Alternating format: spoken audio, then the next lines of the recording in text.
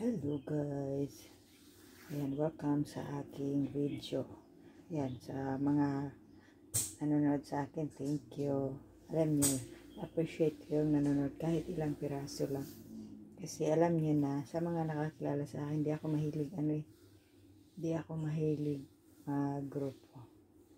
Ayan, kaya wala kasi hindi naman tayo viral. Ganun. Ayaw ko kasing ayaw kong may obligasyon. Alam niyo yun, kasi siyempre may trabaho. So ito ang video ko na to ay i-share ko sa inyo, sa mga OFW. Nagsusugal ba kayo? Ayan. I mean yung online gambling. Yung nasa cellphone lang. So, ganun siya. Ang ko kasi na marami akong nakikilala. Hindi naman sa super dami. Kasi mayroon akong sinalihan na page kasi dito sa Hong Kong. Na nagkukwento sila na sila mismo nalulong. Matagal na panahon na. Nalulong sila sa sugal. Ayun. Sa sobrang daming kautangan na kasi nawawala na ng trabaho yung iba.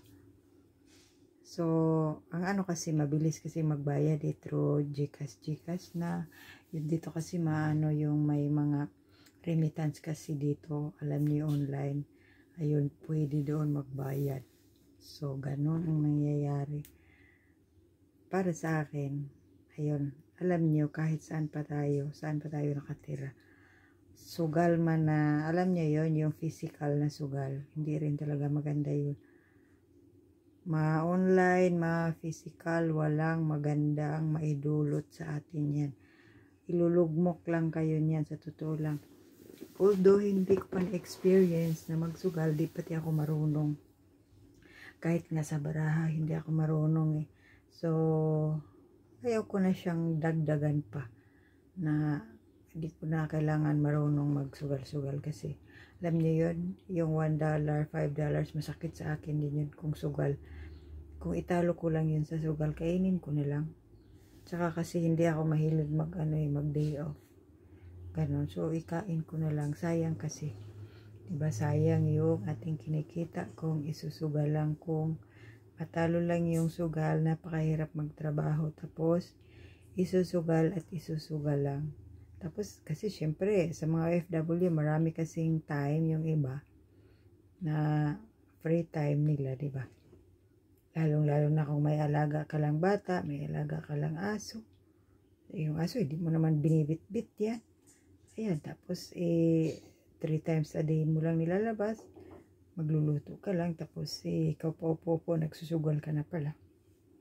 So, ganon ang mga nangyayari. Maraming nalulong sa sugal. May nakikilala pa ako, naririnig ko. Hindi naman ako nagtatanong. Terminate siya dahil sa mga utang. Marami siyang utang dahil nalulong din daw sa online sugal na yan.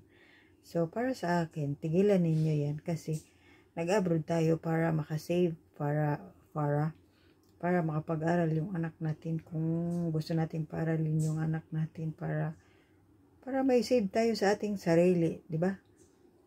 Para sa pamilya nyo. Kung sugal-sugal lang. Kasi hindi maganda, walang magandang maidulot ang pagsusugal. Once kasi sabihin, ay konti lang, konti. Naku, pag ma-addict kayo niyan, maniwala kayo, Diyos ko. Kasi once kasi kung na-addict ka na natin yung ating ginagawa, katulad ng pag-YouTube, maingganyo ka ng maingganyo, parang thrilling, laging ganon, o diba? Dapat dahan-dahan lang kasi dito, kahit nga dito sa pag-YouTube, 'di ba? Marami ding mga negative feedback kasi ang iba din na makapagtrabaho ng maayos sa YouTube. Halal video lang ang ginagawa. Kung sa Facebook naman, reels wala nang ginagawa. Maraming na-terminate dati sa reels na yan. Ngayon medyo kasi ewan ko kung kumikita pa ba ng malaki ang reels. Hindi ko masyadong alam.